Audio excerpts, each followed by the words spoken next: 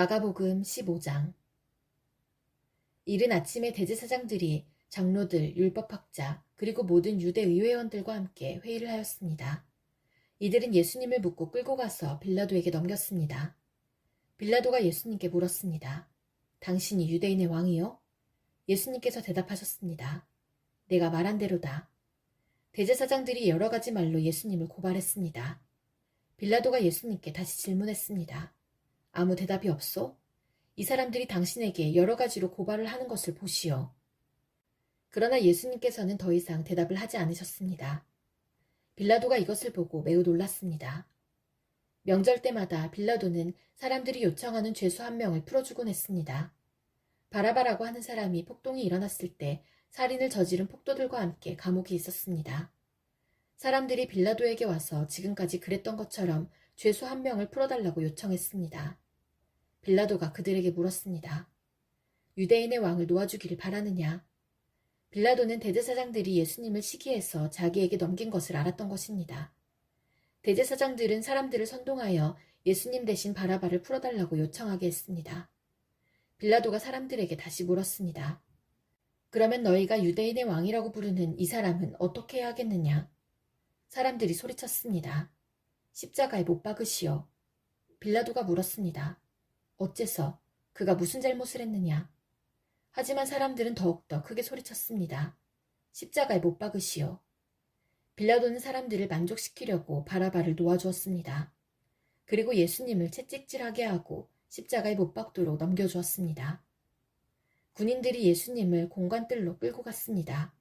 그리고 온 부대원을 불러 모았습니다. 예수님께 자주색 옷을 입히고 가시 왕관을 만들어 예수님의 머리 위에 씌웠습니다. 그들은 예수님에게 경례를 하며 소리쳤습니다.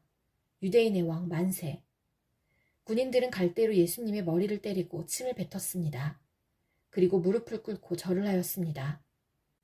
실컷 놀리고 나서 군인들은 자주색 옷을 벗기고 예수님의 옷을 다시 입혔습니다. 그리고 십자가에 못 박으려고 예수님을 끌고 나갔습니다. 그때 시골에서 온 구레네 출신의 시몬이 지나가고 있었습니다. 이 사람은 알렉산더와 루포의 아버지입니다. 군인들은 시몬에게 예수님의 십자가를 지게 했습니다. 군인들은 예수님을 해골 지역이라는 뜻을 가진 골고다로 끌고 갔습니다. 군인들은 예수님께 모략을 탄 포도주를 마시게 하려고 했으나 예수님께서는 마시지 않으셨습니다. 군인들은 예수님을 십자가에 못 박았습니다. 이들은 제비를 뽑아 예수님의 옷을 누가 차지할지 결정하여 나누어 가졌습니다. 예수님을 십자가에 못 박은 때는 아침 9시였습니다.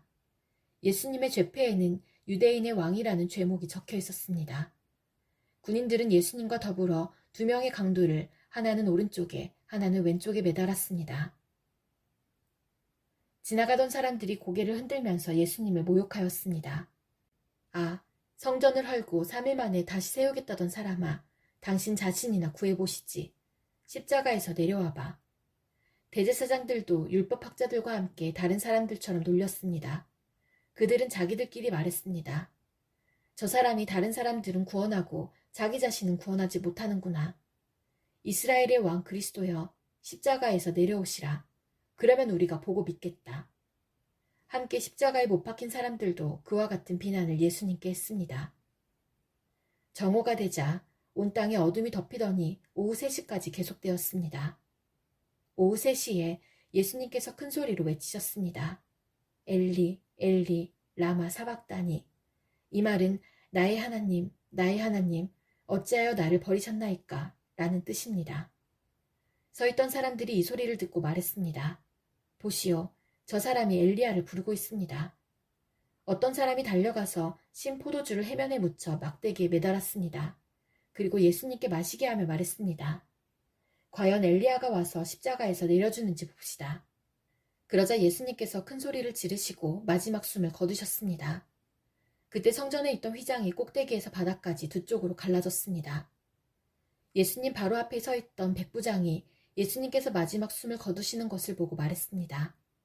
이분은 진실로 하나님의 아들이었다. 여자들이 약간 떨어진 곳에서 지켜보고 있었습니다.